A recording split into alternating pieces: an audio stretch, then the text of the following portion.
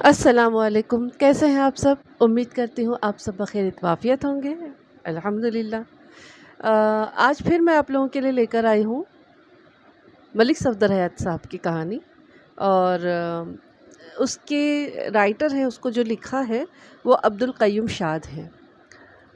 तो शुरू करते हैं, और उससे पहले ये कि आप लोग लाइक करिए, लाइक करिए, लाइक करिए, और जिन लोगों ने सब्सक्राइब नहीं किया तो प्लीज़ सब्सक्राइब कर दीजिए। चलिए बाकी बातें कहानी के बाद शुरू करते हैं। पहले मेरा ये ख़्याल था कि लिखना ज़्यादा मुश्किल काम नहीं है, लेकिन अब कलम हाथ में पकड़ने के बाद एहसास हो रहा है कि दुनिया में लिखना सबसे मुश्किल कामों में से एक काम है। मैंने ये सोचा था कि मुख्तलिफ़ वारदातों का हाल अपनी याददाश्त के सहारे कलमबंद करता चला जाऊँगा, लेकिन एक वाकिफ़ राज ने कहा, जनाब इस तरह बात नहीं बनेगी। हो सकता है कि आप बहुत अच्छे थानेदार हों और मुजरिमों को काबू करने के माहिर हों, लेकिन कहानी नवीस एक फ़न है, ख्वाह वो सच्ची कहानी हो या मनगढ़ंत अफसाना।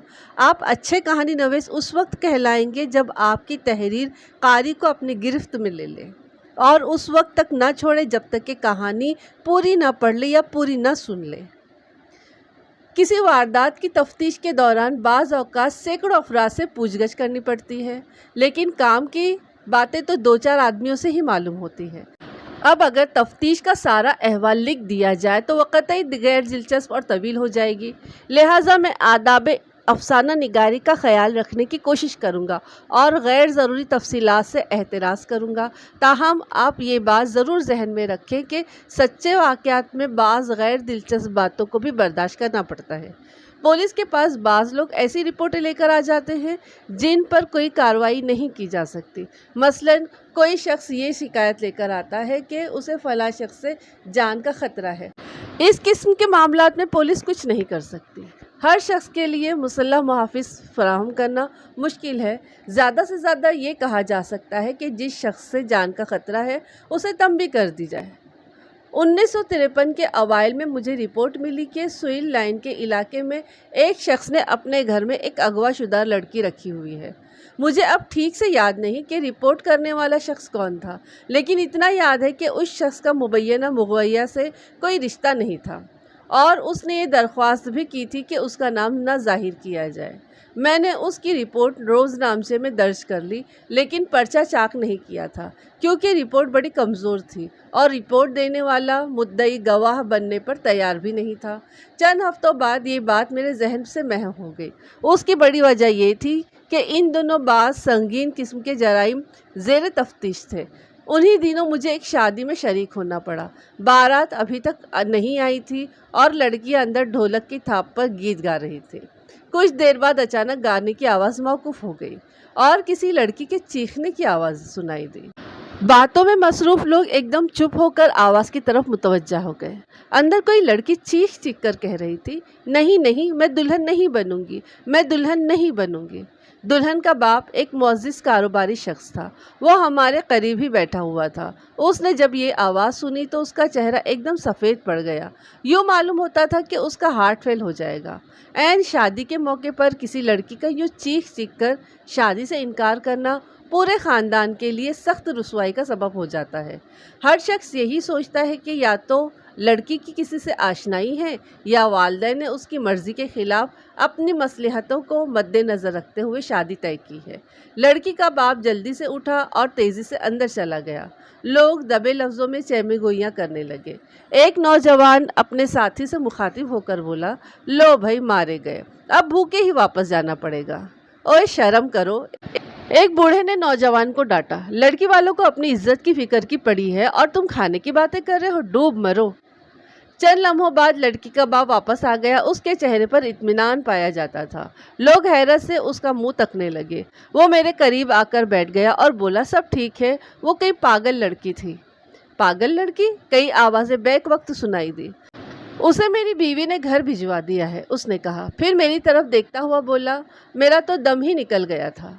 मैंने देखा बहुत सारे मेहमानों के चेहरे पर बेयकीनी पाई जाती थी।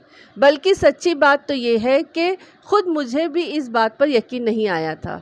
दूसरे लोगों की तरह मैं भी यही सोच रहा था कि गालिबन लड़की को धमकी देकर चुप करा दिया गया है। चंद लम्हों बाद बारात आ गई اور اندر سے لڑکیوں کے گانے کی آواز دوبارہ سنائی دینے لگی۔ جب بارات چلی گئی تو لڑکی کے باپ نے مجھے ایک طرف لے جا کر کہا، ملک صاحب، وہ کوئی گھر سے بھاگی ہوئی لڑکی تھی۔ اچھا، آپ کو کیسے پتہ چلا؟ میں نے پوچھا۔ وہ رازدارانہ لہجے میں بولا، میری بیوی نے بتایا ہے کہ لڑکی کا نام پاشی ہے اور وہ ایک اسکول ٹیچر کے گھر میں رہتی ہے۔ کیا نام ہے اسکول ٹیچر کا؟ ناہید ظفر، اس نے جواب دیا۔ سوئل لائن میں رہتی ہے۔ تب مجھے یاد آیا کہ مبینہ اغوا شدہ لڑکی کے بارے میں چند ہفتے پہلے کسی نے رپورٹ درج کرائی تھی کہ وہ سول لائن میں رہتی ہے۔ کہاں کی رہنے والی ہے یہ لڑکی؟ میں نے پوچھا۔ اور گھر سے کیوں بھاگی ہے؟ یہ تو مجھے نہیں پتا، میں اپنی بیوی سے پوچھ کر بتاؤں گا۔ لڑکیاں عام طور پر محبت کے چکر میں گھر سے بھاگتی ہیں اور عموماً دیکھا یہ گیا ہے کہ جس کی خاطر وہ خاندان کے ماتھے پر رسوائی کا داغ لگاتی ہیں وہ بالآخر ساتھ چھوڑ جاتا ہے۔ لڑکیاں جب کسی کی محبت میں گرفتار ہوتی ہیں تو اس وقت وہ در حقیقت جذبات کے تابع ہوتی ہیں۔ وہ لڑکے کی چند ظاہری خصوصیات سے متاثر ہو کر اپنا سب کچھ لٹانے پر تیار ہو جاتی ہے۔ اس رجحان میں بڑا ہاتھ ہماری فلموں کا ہے۔ ان فلموں میں لڑکی اور لڑکے کی محبت کو نہایت دل نشیں انداز میں پیش کیا جاتا ہے اور ان دونوں کی راہ میں حائل ہونے والوں کو ظالم اور سنگ دل دکھایا جاتا ہے۔ حالانکہ مذہب اس قسم کی محبت کی ہرگز اجازت نہیں دیتا۔ یہ فعل میرے نزدیک سراسر گناہ میں شمار ہوتا ہے۔ بہرحال بات اس لڑکی کی ہو رہی تھی جس کے بارے میں متضاد اطلاعات مل رہی تھی۔ کچھ لوگوں کا خیال تھا کہ وہ گھر سے بھاگی ہوئی ہے اور کچھ کا خیال تھا کہ اسے اغوا کیا گیا ہے۔ چند روز بعد محلے کا ایک معتبر شخص آیا اور پاشی نامی لڑکی کے بارے میں چھان بین کرنے کی درخواست کی۔ میں نے اپنے ہیڈ کانسٹیبل، جس کا نام میر باش تھا، ناہید ظفر نامی اسکول ٹیچر کے گھر بھیجا اور کہا کہ وہاں سے پاشی نامی لڑکی کے بارے میں معلومات حاصل کر کے لے کر آئے۔ میر باش ایک دبلا پتلا اور قدرے احمق سا آدمی تھا۔ باتونی بہت زیادہ تھا۔ احمق لوگ عموماً باتونی ہی ہوتے ہیں کیونکہ وہی سمجھتے ہیں کہ جو کچھ انہیں معلوم ہے وہ اور کسی کو نہیں معلوم۔ ویسے وہ کبھی کبھی کام کا آدمی بھی ثابت ہو جاتا تھا۔ اسے بھیجنے کے بعد میں ایک مویشی کی چوری کی واردات کے سلسلے میں نواحی گاؤں چلا گیا اور واپسی میں خاصی دیر ہو گئی، اس لیے تھانے سے ہوتا ہوا گھر چلا گیا۔ اگلی صبح دفتر میں بیٹھا تھا کہ میر باش اندر آیا اور زوردار سیلوٹ مارا۔ کیا خبر لائے ہو؟ میں نے پوچھا۔ جناب، آپ کے حکم کے مطابق میں 11:13 پر اسکول ٹیچر ناہید ظفر کے گھر پہنچا، لیکن وہ گھر پر نہیں تھی۔ اندر سے ایک لڑکی نے بتایا کہ وہ اسکول گئی ہوئی ہے اور 2 بجے کے بعد واپس آئے گی۔ اس کے بعد میں نے مکان کے ارد گرد چکر لگایا۔ وہ کس لیے؟ میں نے پوچھا۔ بس جناب، یوں ہی خیال آ گیا کہ مکان کو دیکھنا چاہیے۔ اچھا مضبوط مکان ہے، ایک کنال کے رقبے پر بنا ہوا ہے، 6-7 کمرے ہیں۔ اندر سے مکان کے 2 حصے ہیں، ایک میں اسکول ٹیچر ناہید ظفر، اس کی 2 بیٹیاں اور پاشی نامی لڑکی رہتی ہے۔ دوسرے حصے میں ناہید کے ماموں کمال حسین اور اس کا بیٹا شمو رہتے ہیں۔ کمال حسین کی بیوی مر چکی ہے، عمر 52 سال کے قریب ہے اور شمو کے سوا اس کی کوئی اور اولاد نہیں ہے۔ شمو کی عمر 27 سال ہے، 6-7 جماعت تک پڑھا ہوا ہے اور ایک ورکشاپ میں کام کرتا ہے۔ اچھا آدمی نہیں ہے، بدقماش لوگوں کے ساتھ اٹھنا بیٹھنا ہے۔ میں نے تو تمہیں صرف پاشی کے بارے میں معلومات حاصل کرنے کے لیے بھیجا تھا، میں نے کہا۔ یہ ساری باتیں تمہیں کہاں سے معلوم ہوئی؟ جناب، ناہید ظفر کے گھر والی گلی میں 2-3 دکانیں ہیں۔ پہلے میں حجام کے پاس گیا اور اس سے حجامت بنوائی اور آدھی باتیں حجامت کے دوران معلوم کر لی۔ اس کے بعد میں دودھ والے کی دکان پر گیا، اس نے لسی پلائی اور کچھ نئی باتیں بتائیں۔ اس کے بعد میں کچھ دیر پرچون کی دکان پر بیٹھا رہا۔ جناب، یہ لوگ ایسی باتوں پر گہری نظر رکھتے ہیں۔ شمو کی ابھی شادی نہیں ہوئی ہے اور باپ بیٹی کی آپس میں بالکل نہیں بنتی۔ اب جناب، کچھ معلومات مسز ناہید ظفر کے بارے میں۔ یہ خاتون گورنمنٹ گرلز اسکول میں ٹیچر ہیں۔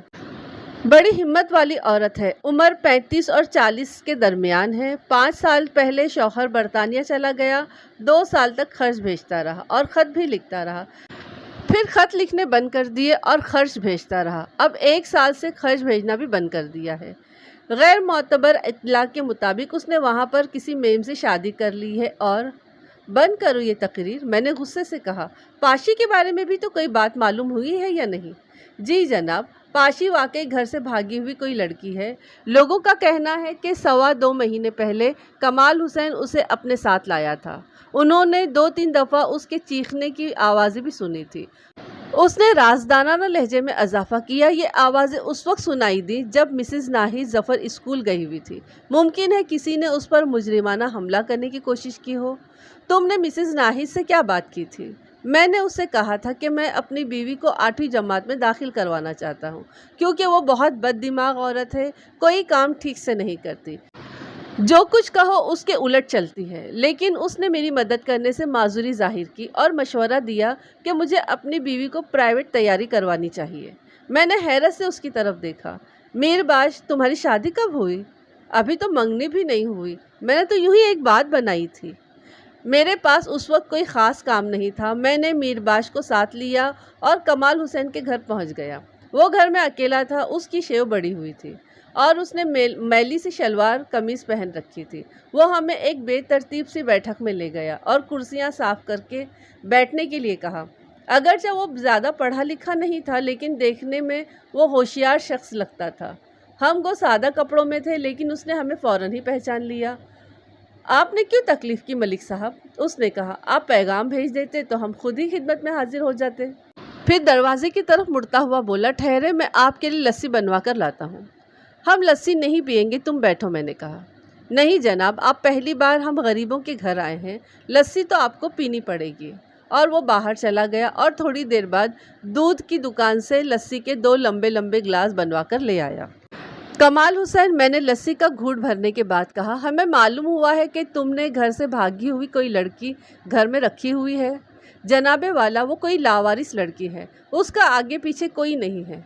कहाँ मिली थी तुम्हें? मैंने पूछा। स्टेशन पर मारी मारी फिर रही थी। मैं तरस खाकर उसे घर ले आया। कौन सी स्टेशन पर फिर रही थी? मीरबाश ने पूछा। यही जी, अपने रेलवे स्टेशन पर। कौन से रेलवे स्टेशन पर? मैंने ज़ोर देकर पूछा। झंग के, शेखुपुरा के या लाहौर के? उसने कदरे झिझकते हुए जवाब दिया, लाहौर के रेलवे स्टेशन पर जी।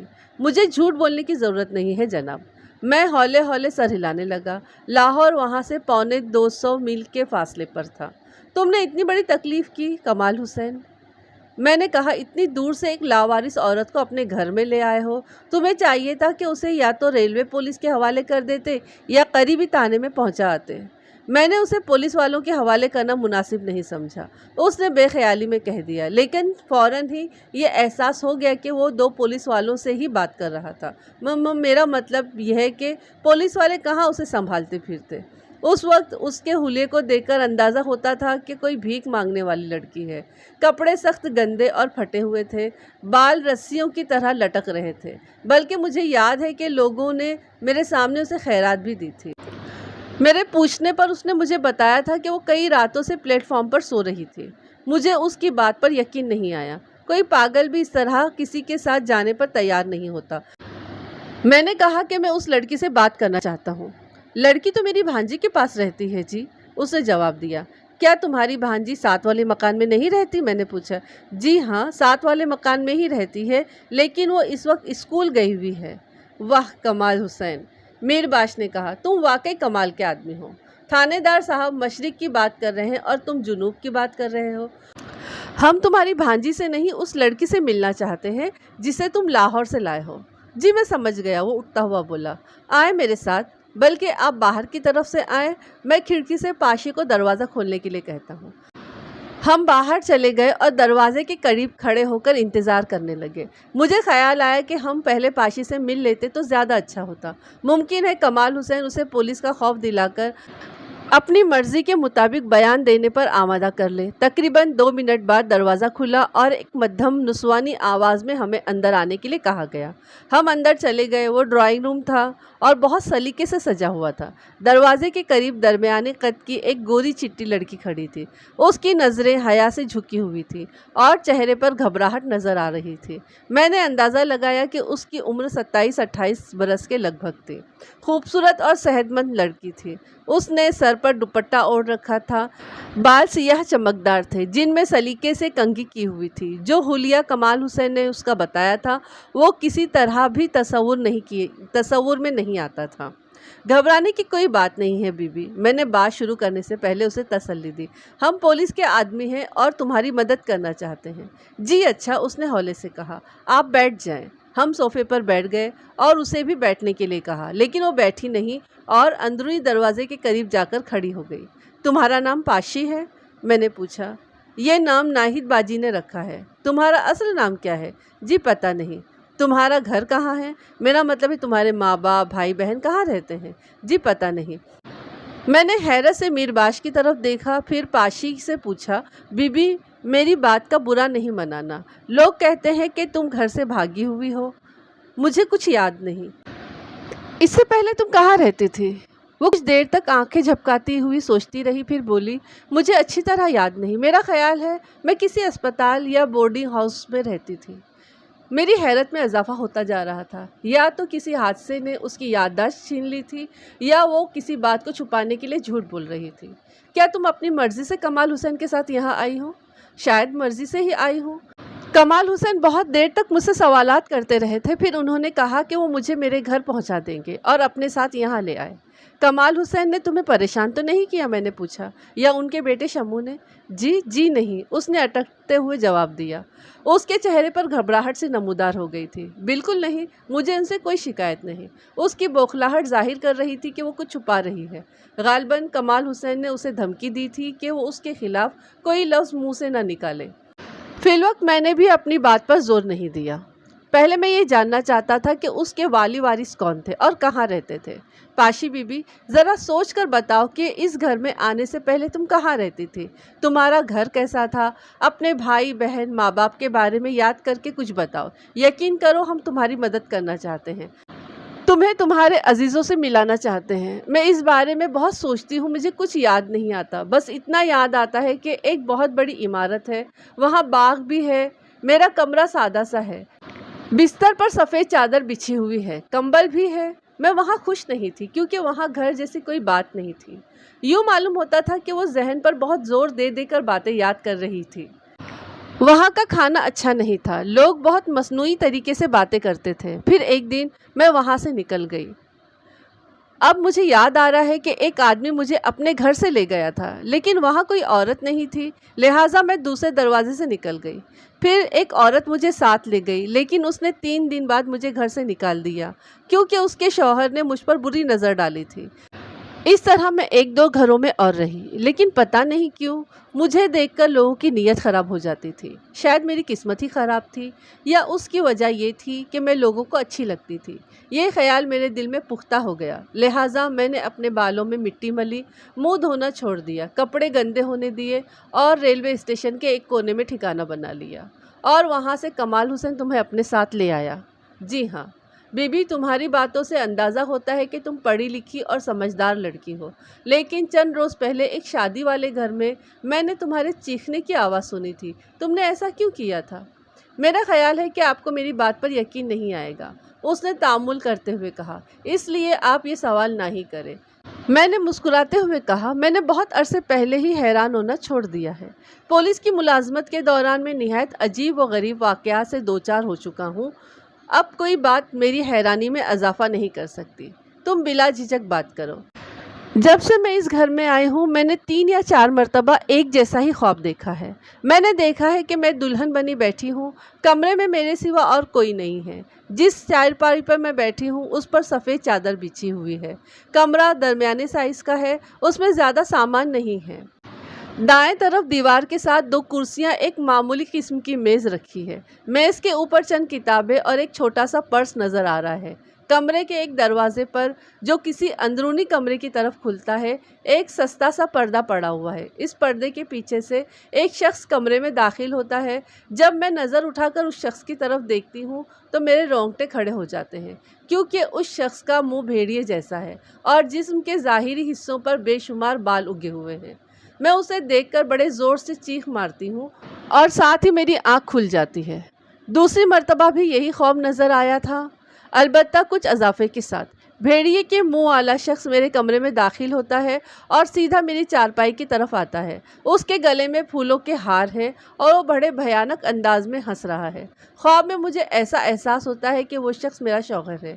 تیسری مرتبہ اس خواب میں کچھ اور اضافہ ہو جاتا ہے۔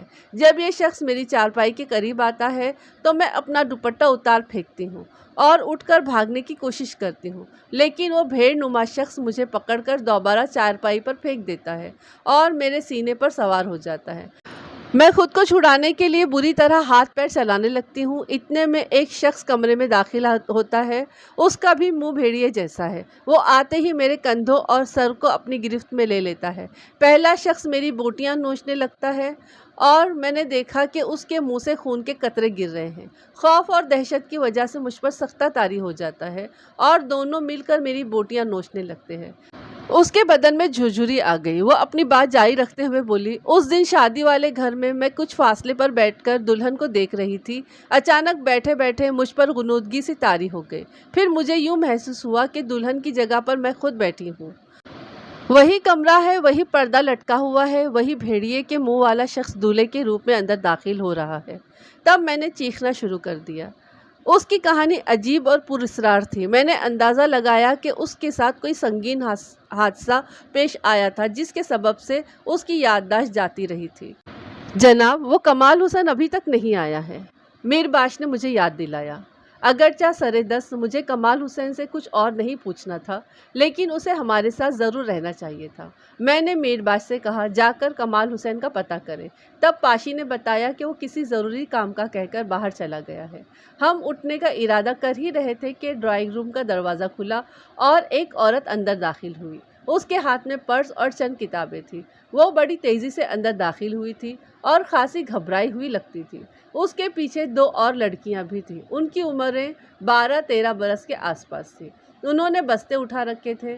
بڑی لڑکی خاصی صحت مند اور خوبصورت تھی۔ میں فوراً ہی سمجھ گیا کہ وہ مسز ناہید ظفر تھی اور دونوں لڑکیاں ان کی بیٹیاں تھیں۔ اس نے پاشی کو اور ان دونوں لڑکیوں کو اندر بھیج دیا اور غصے سے ہماری طرف متوجہ ہوئی۔ اس وقت مجھے حیرت ہوئی کہ وہ بے وقت اسکول سے کیسے واپس آ گئی، لیکن بعد میں پتہ چلا کہ کمال حسین گھر سے نکل کر سیدھا اس کے پاس گیا تھا۔ آپ کون لوگ ہیں اور کیا کرنے آئے ہیں؟ اس نے غصے سے پوچھا۔ میرا نام ملک صفدر حیات ہے اور میں اس علاقے کا تھانے دار ہوں۔ میں نے اپنا تعارف کروایا۔ ہم اس لڑکی کے بارے میں معلوم کرنے آئے ہیں جسے آپ نے گھر میں رکھا ہوا ہے۔ وہ اپنی مرضی سے آئی ہے اور خوشی سے یہاں رہ رہی ہے۔ آپ کون ہوتے ہیں اعتراض کرنے والے؟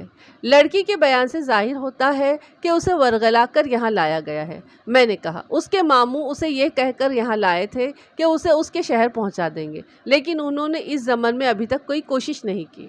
مسز ناہید اچانک میر باش کو گھورنے لگی، پھر بولی، تم تو کل بھی میرے پاس آئے تھے۔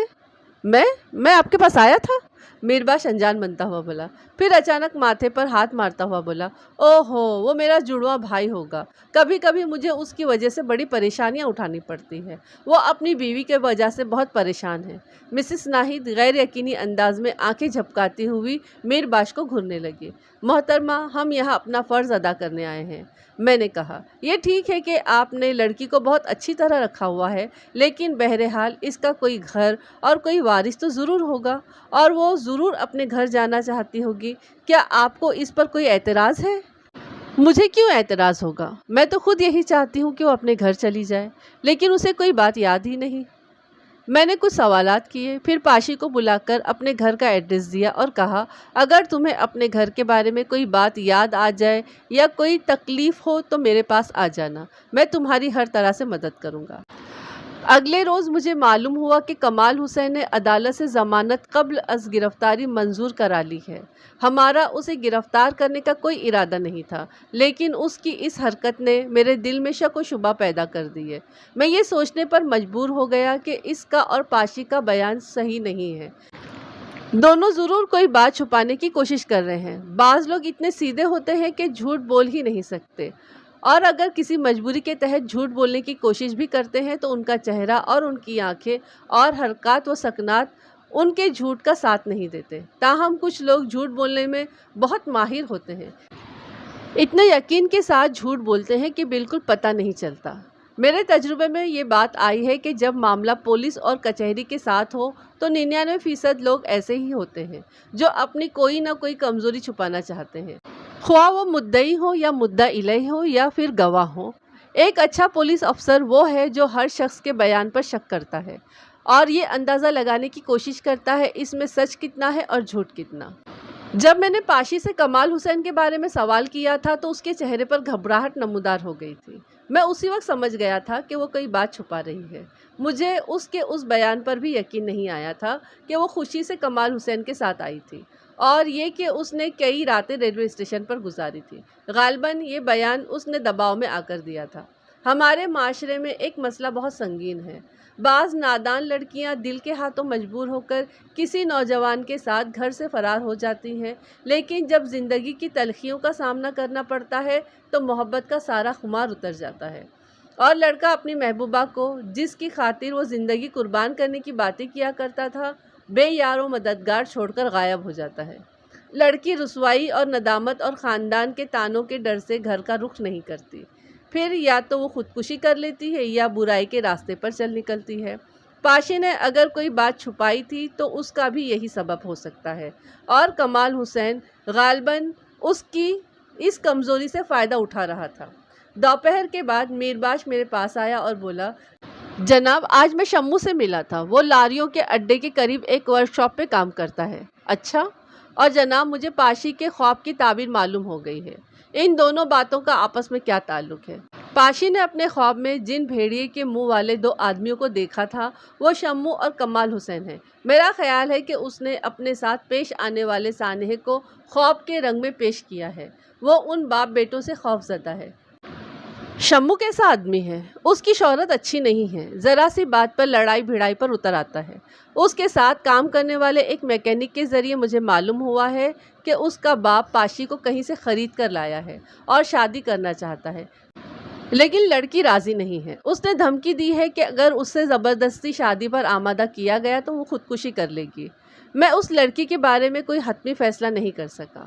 میں نے کہا، جب تک اس کی اصلیت معلوم نہیں ہو جاتی ہم کوئی کارروائی نہیں کر سکتے۔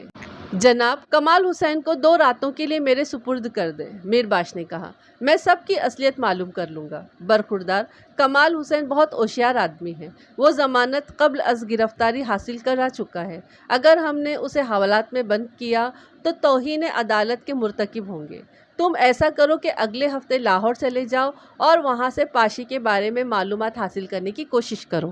آپ کا مطلب ہے کہ میں اس کے ماں باپ کا سراغ لگانے کی کوشش کروں؟ نہیں، فی الحال اس کے ماں باپ کا سراغ لگانا مشکل ہے۔ اس لڑکی نے اپنے بارے میں جو کچھ بتایا ہے اگر وہ صحیح ہے تو اس کے بارے میں 3 جگہوں سے معلومات حاصل ہو سکتی ہیں۔ سب سے پہلے تو مینٹل ہاسپٹل سے پتہ کرنا ہوگا، اس کے بعد سول اسپتال سے، اور آخر میں مختلف یتیم خانوں سے۔ اس کی باتوں سے اندازہ ہوتا ہے کہ وہ کچھ عرصے مینٹل اسپتال میں رہی ہے۔ میرباش کو ہدایت دینے کے بعد میں دوسرے کاموں میں مصروف ہو گیا، اور چند روز بعد یہ معاملہ میرے ذہن سے محو ہو گیا، کیونکہ اس دوران ایک قتل اور ڈکیتی کی واردات ہو گئی تھی۔ میرباش کا لاہور کا پروگرام بھی ملتوی کرنا پڑا تھا۔ 3 ماہ یوں ہی گزر گئے اور پاشی کا معاملہ بالکل فراموش کر چکا تھا میں۔ ایک شام برقعے میں ملبوس ایک خاتون گھر پر ملنے آئی۔ جب اس نے نقاب الٹا تو میں نے اسے فوراً پہچان لیا۔ وہ پاشی تھی۔ اس کی صحت پہلے سے بہت زیادہ اچھی تھی، تاہم وہ خاصی پریشان دکھائی دے رہی تھی۔ میں نے اسے ڈرائنگ روم میں بٹھایا اور خیریت دریافت کی۔ اس نے کچھ کہنے کے بجائے پھوٹ پھوٹ کر رونا شروع کر دیا۔ میں خاموش بیٹھا رہا، کیونکہ رونے سے پریشان آدمی کے اعصاب پرسکون ہو جاتے ہیں۔ رونے کی آواز سن کر میری بیوی آسیہ اندر آ گئی اور اسے چپ کرانے کی کوشش کرنے لگی۔ میں بہت پریشان ہوں، بالآخر پاشی نے کہا۔ اس دنیا میں میرے لیے کوئی جگہ نہیں ہے۔ میرے لیے اب موت ہی بہتر ہے، لیکن موت بھی تو نہیں آتی۔ کیا بات ہے؟ میں نے پوچھا۔ ناہید باجی نے کہا ہے کہ اب وہ مجھے اپنے پاس نہیں رکھ سکتی۔ میرے استفسار پر اس نے جو تفصیل بتائی اس کا خلاصہ کچھ یوں ہے۔ ناہید کا ماموں کمال حسین شروع سے ہی اس سے شادی پر آمادہ کرنے کی کوشش کر رہا تھا، لیکن وہ اس بوڑھے اور جاہل شخص کے ساتھ شادی کرنے کا تصور بھی نہیں کر سکتی تھی۔ اس نے کمال حسین کو صاف صاف یہ بات بتا دی تھی، لیکن وہ مختلف طریقوں سے اس پر دباؤ ڈالتا رہتا تھا۔ جب ناہید کو اپنے ماموں کی اس خواہش کا علم ہوا تو وہ سخت ناراض ہوئی اور کمال حسین کو کھری کھری سنائی۔ ساتھ ہی پاشی کو شمو کے ساتھ شادی کرنے کا مشورہ دیا، لیکن پاشی نے یہ تجویز بھی قبول نہیں کی۔ اول تو شمو ایک اوباش اور آوارہ آدمی تھا، اور دوسرے اس رشتے سے باپ اور بیٹے کے درمیان رقابت اور زیادہ بڑھ جاتی۔ اور نفرت پیدا ہو جاتی۔ مسز ناہید نے اپنی بات پر اصرار نہیں کیا بلکہ پاشی کو تسلی دی کہ وہ اس کی مرضی کے بغیر کوئی فیصلہ نہیں کرے گی۔ کچھ عرصے پہلے کمال حسین نے ناہید کو دھمکی دی تھی کہ اگر وہ پاشی کے ساتھ اس کی شادی کرانے میں تعاون نہیں کرے گی تو اسے مکان سے بے دخل کر دے گا۔ ویسے اس دھمکی والی بات پر مجھے پورا یقین نہیں ہے، پاشی نے وضاحت کرتے ہوئے کہا۔ یہ بات مجھے ناہید باجی کی بیٹی عظمیٰ نے بتائی ہے۔ تم نے یہ بات پہلے کیوں نہیں بتائی کہ کمال حسین تمہارے ساتھ شادی کرنا چاہتا ہے؟ میں نے پوچھا۔ مجھے ڈر تھا کہ وہ میرا دشمن نہ ہو جائے۔ اس کا خدشہ صحیح بھی تھا۔ ایک تنہا لڑکی جس کا اپنا کوئی ٹھکانہ نہ ہو اس قسم کے لوگوں کا مقابلہ نہیں کر سکتی۔ میں نے پاشی کو تسلی دے کر رخصت کر دیا اور اگلے روز مسز ناہید ظفر سے ملا۔ میرے استفسار پر اس نے بتایا کہ اب وہ واقعی پاشی کو اپنے پاس نہیں رکھ سکتی، لیکن آپ نے تو اپنی خوشی سے اسے اپنے پاس رکھا ہوا تھا۔ میں نے اسے یاد دلایا، کیا آپ کو اس سے کوئی شکایت پیدا ہو گئی ہے؟ نہیں، شکایت تو کوئی نہیں، بلکہ بہت آرام ہے۔ اس نے ہمارا سارا گھر سنبھالا ہوا ہے۔ کاش میں اسے اپنے پاس رکھ سکتی۔ مجھے پتا چلا ہے کہ آپ اس کی شادی اپنے ماموں سے کرانا چاہتی ہیں۔ اس کے چہرے پر تردد نمودار ہو گیا۔ بولی، ملک صاحب، میں بڑی الجھن کا شکار ہو گئی ہوں۔ میری سمجھ میں نہیں آتا کہ کیا کروں۔ پاشی بہت پیاری لڑکی ہے، میں دل سے اس کی بہتری کی خواہاں ہوں، لیکن حالات ایسے پیدا ہو گئے ہیں کہ میں اس کی کوئی مدد نہیں کر سکتی۔ میرے ماموں نے جب پہلی مرتبہ پاشی کے ساتھ شادی کرنے کی خواہش ظاہر کی تھی تو میں دنگ رہ گئی تھی۔ میں اس شادی کے بارے میں سوچ بھی نہیں سکتی تھی۔ پاشی کا رشتہ تو کسی نفیس اور سلجھے ہوئے شخص کے ساتھ ہونا چاہیے۔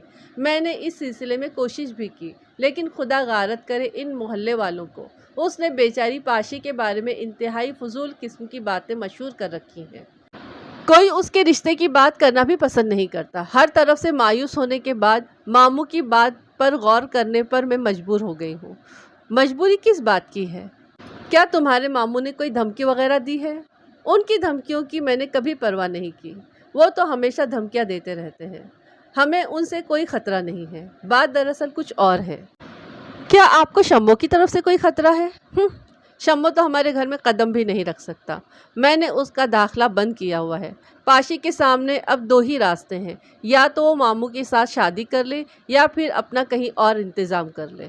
میں ابھی تک آپ کی بات نہیں سمجھ سکا۔ آپ کو کس بات کا خطرہ ہے؟ اس نے جھجکتے ہوئے کہا۔ بات دراصل یہ ہے جی کہ میرے شوہر بہت عرصے کے بعد انگلستان سے واپس آ رہے ہیں۔ چند روز پہلے ان کا خط آیا ہے، وہ ایک آدھ ہفتے میں پاکستان پہنچ رہے ہیں۔ تمہارے شوہر؟ میں نے حیرانی سے کہا۔ لیکن میں نے تو سنا تھا کہ… آپ نے ٹھیک ہی سنا تھا، وہ میری بات کاٹتے ہوئے بولی۔ ظفر نے 1.5-2 سال قبل میرے ساتھ سارے رابطے منقطع کر لیے تھے۔ بعد میں لندن سے آنے والے ایک شخص نے مجھے بتایا کہ انہوں نے وہاں کسی انگریز لڑکے سے شادی کر لی ہے، لیکن خدا نے میری دعائیں سن لی اور میرے شوہر کو دوبارہ میرے پاس بھیج دیا اور مجھے دوبارہ مل گئے۔ اچھا تو یہ بات ہے، میں نے کہا۔ غالباً تم یہ سوچ رہی ہو کہ تمہارے شوہر پاشی کی موجودگی پر اعتراض کریں گے، لیکن تمہارا خدشہ بے بنیاد ہے۔ مجھے یقین ہے کہ انگلستان میں رہنے کی وجہ سے تمہارے شوہر کے دل میں خاصی وسعت پیدا ہو چکی ہوگی۔ وہ اس بات پر برا نہیں منائیں گے۔ وسعت تو ان کے دل میں پہلے بھی بہت تھی، مسز ناہید ظفر نے بتایا۔ میں اسی بات سے تو ڈرتی ہوں۔ اچھا تو یہ بات ہے۔ آپ کے دل میں خدشہ ہے کہ آپ کے شوہر پاشی میں دلچسپی نہ لینا شروع کر دے۔ جی ہاں، بس کچھ ایسی ہی بات ہے۔ یہ تو بڑی معمولی بات ہے مسز ظفر۔ آپ اتنی سی بات پر پاشی کی زندگی کو داؤ پر لگا دیں گی؟ یہ کمزوری اکثر مردوں میں ہوتی ہے، اس بارے میں زیادہ تردد نہیں کرنا چاہیے۔ آپ کچھ روز اور پاشی کو برداشت کر لیں۔ میں کل ہی اپنے ہیڈ کانسٹیبل کو لاہور بھیج کر اس کے بارے میں معلومات حاصل کرنے کی کوشش کرتا ہوں۔ آپ ظفر کی طبیعت کو نہیں جانتے ملک صاحب، وہ بہت دل پھینک قسم کا آدمی ہے۔ ان کی اس عادت سے میں پہلے بھی بہت تکلیف اٹھا چکی ہوں۔ اچھا، میں تمہیں ایک طریقہ بتاتا ہوں۔ تم ظفر سے کہنا کہ پاشی کی منگنی ہیڈ کانسٹیبل میر باج سے ہو چکی ہے۔ ویسے مجھے امید ہے کہ اس دوران میں کچھ نہ کچھ صورت پیدا ہو ہی جائے گی۔ مسز ناہید نے گویا میری بات مان لی، لیکن وہ مطمئن نہیں تھی۔ اکثر عورتیں اپنے شوہر کے بارے میں اس قسم کی شکایات کرتی ہیں، لیکن وہ کچھ زیادہ ہی پریشان تھی۔ جیسے اس کا شوہر آتے ہی پاشی کے عشق میں گرفتار ہو جائے گا۔ اگلے روز میں نے میر باش کو لاہور بھیج دیا۔ وہ 2-3 روز بعد واپس آ گیا۔ جناب لڑکی کا سراغ مل گیا، اس نے آتے ہی کہا۔ بہت خوب، میں نے کہا۔ کیا خبر لائے ہو؟ آپ کا اندازہ بالکل درست نکلا۔ یہ لڑکی مینٹل ہسپتال سے فرار ہوئی ہے۔ ہسپتال کے ریکارڈ کے مطابق اسے 13 برس قبل 1939 میں وہاں داخل کیا گیا تھا۔ 13 سال قبل؟ میں نے حیرانی سے کہا۔ یعنی یہ تقسیم ہند سے پہلے کا واقعہ ہے؟ جی ہاں، اس وقت اس کی عمر 15 برس کے قریب تھی۔ جس شخص نے اسے داخل کرایا تھا اس نے اپنا نام امجد حسین لکھایا تھا، خود کو لڑکی کا بھائی ظاہر کیا تھا۔ اس وقت جو ڈاکٹر ڈیوٹی پر تھے وہ ریٹائر ہو چکے ہیں اور لاہور ہی میں قیام پذیر ہیں۔ میں پوچھ گچھ کرتا ہوا گوالا منڈی، جہاں پر ان کا گھر ہے، پہنچ گیا۔ ان کا نام ڈاکٹر نظام الدین ہے۔ بہت بوڑھے ہو چکے ہیں، گو ان کی یادداشت بہت کمزور ہو چکی ہے، لیکن سعیدہ کے بارے میں انہیں بہت کچھ یاد ہے۔ سعیدہ کون؟ پاشی کا اصل نام سعیدہ گل ہے، کم از کم اسپتال کے ریکارڈ میں تو یہی نام درج ہے۔ ڈاکٹر نظام الدین نے مجھے بتایا کہ جس روز امجد حسین نامی شخص سعیدہ گل کو داخل کرانے لایا، اس روز بادل چھائے ہوئے تھے اور صبح سے بارش ہو رہی تھی۔ لڑکی کی حالت بہت زیادہ خراب تھی اور وہ قابو میں نہیں آ رہی تھی۔ اس نے سرخ رنگ کا ریشمی جوڑا پہنا ہوا تھا اور بار بار یہ کہتی تھی، میں شادی نہیں کروں گی، میں شادی نہیں کروں گی۔ بقول امجد حسین، اس کے گھر والوں نے سعیدہ کی شادی اپنے رشتہ داروں میں طے کی تھی اور اس روز اس کی منگنی کی رسم ادا کی جا رہی تھی کہ اچانک اس کا دماغ الٹ گیا اور اس نے پاگلوں کی طرح چیخنا چلانا شروع کر دیا۔ تب گھر والوں کو شک ہوا کہ لڑکی در پردہ کسی سے محبت کرتی تھی۔ ڈاکٹر نظام الدین نے کہا اسے اس بیان پر یقین نہیں آیا، تاہم اس وقت وہ کام میں بہت الجھا ہوا تھا، اس لیے اس نے لڑکی کو داخل کر لیا اور امجد حسین کو اگلے روز آنے کو کہا، لیکن اس شخص نے دوبارہ شکل نہیں دکھائی۔ اس نے جو پتہ لکھایا تھا وہ بھی فرضی ہی نکلا۔ اس کے بعد جب سعیدہ کا طبی معائنہ کیا گیا تو یہ انکشاف ہوا کہ اس پر مجرمانہ حملہ کیا گیا تھا، لہٰذا انہوں نے پولیس میں یہ کیس درج کرا دیا، لیکن پولیس نہ تو امجد حسین نامی کسی شخص کا کوئی پتہ چلا سکی اور نہ ہی سعیدہ گل کے ورثہ کا۔ مجھے یہ کہانی سن کر سخت صدمہ ہوا۔ میں اس سوچ میں پڑ گیا کہ پاشی سے ان واقعات کا ذکر کروں یا نہ کروں۔ وہ ایک حساس لڑکی تھی اور اس بات کا خدشہ تھا کہ ماضی کے المیہ کا ذکر سن کر دوبارہ اس کا دماغ پر نہ الٹ جائے، اس کے دماغ پر کوئی اثر نہ ہو جائے۔ میں کئی روز تک اس بات کو مؤخر کرتا رہا۔ دراصل میرا خیال تھا کہ شاید اس واقعے کو سن کر اسے اپنا ماضی یاد آ جائے، لیکن قدرت نے کوئی دوسرا ہی انتظام کر رکھا تھا۔ ہفتے کے روز کمال حسین تھانے میں میرے پاس آیا۔ مجھے یاد ہے کہ وہ میرے لیے مٹھائی کا ڈبہ لے کر آیا تھا اور بہت خوش نظر آ رہا تھا۔ میں نے مٹھائی کے بارے میں پوچھا تو اس نے بتایا کہ اس کی شادی ہو رہی ہے۔ میں یہ سن کر چونکا اور پوچھا کس کے ساتھ شادی ہو رہی ہے؟ اسی لاوارث لڑکی کے ساتھ، اس نے بتایا، وہی جسے میں لاہور کے ریلوے اسٹیشن سے اپنے ساتھ لے کر آیا تھا۔ مجھے اس کی بات سن کر غصہ تو بہت آیا، لیکن اگر یہ شادی پاشی کی رضامندی سے ہو رہی تھی تو میں کچھ نہیں کر سکتا تھا۔ میں اپنی بھانجی کے اصرار پر آپ کی خدمت میں حاضر ہوا ہوں، اس نے مزید کہا۔ اس نے کہا کہ چونکہ آپ اس لڑکی کے بارے میں چھان بین کر رہے ہیں، اس لیے شادی کا معاملہ آپ کے علم میں لایا جانا ضروری ہے۔ کیا یہ شادی لڑکی کی رضامندی سے ہو رہی ہے؟ میں نے پوچھا۔ بالکل جناب، اس نے بڑے تیقن کے ساتھ کہا، اور یقیناً وہ یہی بات بتانے آیا تھا۔ آپ اس سے پوچھ سکتے ہیں، میں نے غلط کام کبھی نہیں کیا۔ مجھے یقین تھا کہ پاشی کبھی اس شخص کو قبول نہیں کر سکتی، لیکن شاید اس نے حالات کے سامنے ہتھیار ڈال دیے تھے۔ کمال حسین نے مزید بتایا کہ اتوار کو اس کی بھانجی کا شوہر ظفر حسین وہاں پہنچ رہا ہے اور اس کے 2 روز بعد یعنی بدھ کو شادی تھی۔ کمال حسین، یہ مٹھائی واپس لے جاؤ، میں نے غصے سے کہا۔ کیوں جناب، مجھ سے کوئی غلطی ہو گئی ہے کیا؟ غلطی کے بارے میں بھی بتا دیں گے، میں نے اسے گھورتے ہوئے کہا۔ وہ منت سماجت کرنے لگا، لیکن میں نے سختی سے انکار کر دیا۔ میں اس کا مقصد سمجھ گیا تھا۔ اگر میں مٹھائی قبول کر لیتا تو اس کا مطلب یہ ہوتا کہ اس کی شادی میں میری رضامندی شامل ہو گئی ہے۔ بالآخر کمال حسین مٹھائی واپس لے گیا۔ اس کے جانے کے بعد میں نے میر باش کو ساتھ لیا اور مسز ناہید ظفر کے گھر پہنچ گیا۔ اس وقت دن کے 11 بجے تھے اور میرے اندازے کے مطابق پاشی اکیلی تھی۔ اس نے ہمیں ڈرائنگ روم میں بٹھایا اور چائے وغیرہ کا پوچھا۔ شکریہ بی بی، ہم چند منٹ سے زیادہ نہیں رکیں گے۔ میں نے کہا، پھر اصل بات کی طرف آتے ہوئے کہا، تھوڑی دیر پہلے کمال حسین مٹھائی کا ڈبہ لے کر آیا تھا، لیکن میں نے مٹھائی نہیں لی۔ وہ کچھ نہیں بولی، اس کی آنکھوں سے آنسو بہنے لگے۔ کیا یہ سب کچھ تمہاری مرضی سے ہو رہا ہے؟ وہ دوپٹے سے آنسو پوچھتی ہوئی بولی، مرضی اس کی ہوتی ہے جس کا کوئی گھر بار ہوتا ہے۔ اگر تم کہو تو میں ابھی کمال حسین کو بلا کر اس کا دماغ صحیح کر دوں۔ میں نے کہا، تمہاری مرضی کے بغیر وہ تمہارے ساتھ شادی نہیں کر سکتا۔ اب آپ کو کچھ کرنے کی ضرورت نہیں ہے، میں یہ شادی کرنے کے لیے ہاں کر چکی ہوں۔ لیکن تم نے ہاں کیوں کر دی؟ کیا اس نے تم پر کسی قسم کا دباؤ ڈالا ہے؟ جب حالات کا دباؤ بڑھ جائے تو پھر کسی دباؤ کی ضرورت نہیں رہتی۔ میں حالات کی ستائی ہوئی ہوں، مجھے کسی سہارے کی ضرورت ہے، خواہ وہ کتنا ہی کمزور سہارا کیوں نہ ہو۔ میں نے کمال حسین کو اس لیے قبول کیا ہے کہ دوسرا راستہ اس سے بھی بھیانک ہے۔ معاشرے نے مجھے دھتکار دیا ہے، اس محلے کے لوگوں نے مجھے ایک بری اور بدکردار عورت قرار دیا ہے، جس کی وجہ سے کوئی معقول شخص مجھے اپنانے کے لیے تیار نہیں ہے۔ میں اگر کسی اور جگہ جاؤں گی تو وہاں پر بھی یہی ہوگا۔ زیادہ جگہ بدلنے سے میں زیادہ بدنام ہو جاؤں گی۔ کمال حسین کو میں نے اس لیے بھی قبول کر لیا ہے کہ وہ مجھے جائز طریقے سے اپنانا چاہتا ہے۔ مجھے اس کی بات سن کر دکھ ہوا۔ شکل و صورت، لب و لہجے سے وہ کوئی خاندانی لڑکی معلوم ہوتی تھی۔ اگر وہ اپنے خاندان کے درمیان ہوتی تو کمال حسین جیسا شخص اس کی طرف آنکھ اٹھا کر بھی نہ دیکھ سکتا تھا۔ وہ اس کی جوتیاں صاف کرنے کے قابل بھی نہیں تھا۔ حالات انسان کو کبھی کبھی ذلت کی گہرائیوں میں پہنچا دیتے ہیں۔ اس معصوم لڑکی کو کسی درندے نے 13 سال قبل اپنی سفلی خواہشات کی بھیٹ چڑھا دیا تھا، اور پھر اسے دنیا کی ٹھوکریں کھانے کے لیے بے یار و مددگار چھوڑ دیا تھا۔ اب وہ کمال حسین جیسے بڈھے شخص کو اپنا شوہر بنانے کے لیے تیار ہو گئی تھی۔ میں نے اسے سمجھانے کی بہت کوشش کی، مگر وہ اپنا ارادہ تبدیل کرنے کے لیے تیار نہ ہوئی۔ بالآخر میں نے اسے اس کے حال پر چھوڑ دیا۔ شاید قدرت کو یہی منظور تھا۔ میں جاتے جاتے ذرا سا رکا اور پوچھا، کیا تم سعیدہ گل نامی کسی لڑکی کو جانتی ہو؟ سعیدہ گل؟ اس نے حیرانی سے کہا، میں ناہید باجی کے سوا کسی کو نہیں جانتی، لیکن یہ نام کچھ سنا سنا سا لگ رہا ہے، اپنا اپنا سا۔ کون ہے یہ لڑکی؟ اس کے بارے میں پھر کبھی بات کروں گا، ویسے تم سوچتی رہنا، شاید یاد آ جائے۔ میں نے امجد حسین کے بارے میں پوچھنا مناسب نہیں سمجھا۔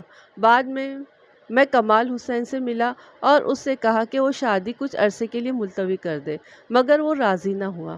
بار بار یہی کہتا رہا کہ وہ ایک لاوارث لڑکی کو سہارا دے رہا ہے۔ صورتحال بڑی پیچیدہ سی تھی، تاہم معاملہ قابل دست اندازی پولیس نہیں تھا۔ میں اس مسئلے کو ذاتی حیثیت میں بھی حل کر سکتا تھا، مگر بظاہر کوئی حل نظر نہیں آتا تھا۔ میں اسی الجھن میں گرفتار تھا کہ حالات اچانک ہی پلٹ گئے۔ اتوار کے روز شام کے وقت کسی نے بڑے زور سے دروازے پر دستک دی۔ میں نے دروازہ کھولا تو سامنے ایک سانولے رنگ کا نوجوان کھڑا تھا، ہانپ رہا تھا۔ یوں معلوم ہوتا تھا کہ دوڑتا ہوا آیا تھا۔ ملک صاحب، اس نے اٹک اٹک کر کہا، جلدی سے میرے ساتھ چلیے، ورنہ غضب ہو جائے گا۔ ایک آدمی جان سے ہاتھ دھو بیٹھے گا، وہ اسے قتل کر ڈالے گی۔ برخوردار، ذرا آرام سے ساری بات بتاؤ، تم کون ہو، کہاں سے آئے ہو، اور کون کس کو قتل کر دے گا؟ میرا نام شمسو ہے جی، مجھے ناہید باجی نے بھیجا ہے۔ ان کے گھر میں اس وقت بڑا ہنگامہ مچا ہوا ہے۔ وہ لڑکی شاید پاگل ہو گئی ہے، وہ ظفر کو قتل کر ڈالے گی۔ اس نے میرے ابا کو بھی زخمی کر دیا ہے، کسی کے قابو میں نہیں آ رہی ہے۔ ظفر کمرے میں بند ہو گیا ہے۔ یہ ظفر کون ہے اور کون سی لڑکی پاگل ہو گئی ہے؟ میں نے پوچھا۔ ویسے مجھے اندازہ ہو گیا تھا کہ وہ ناہید ظفر کا ماموزاد بھائی تھا اور پاشی کی بات کر رہا تھا۔ میں اس لڑکی کی بات کر رہا ہوں جی، جسے میرا باپ پتہ نہیں کہاں سے اٹھا لایا تھا۔ ظفر حسین ناہید باجی کے شوہر کا نام ہے، اور ابھی ابھی گھر پہنچا ہے۔ اسے دیکھتے ہی اس لڑکی پر جنون طاری ہو گیا ہے۔ وہ باورچی خانے سے چھری اٹھا لائی اور ظفر پر حملہ کر دیا۔ میرے ابا جلدی سے بیچ میں آ گئے اور چھری لگنے سے زخمی ہو گئے۔ اتنے میں ظفر کمرے میں گھس گیا اور اندر سے کنڈی چڑھا دی۔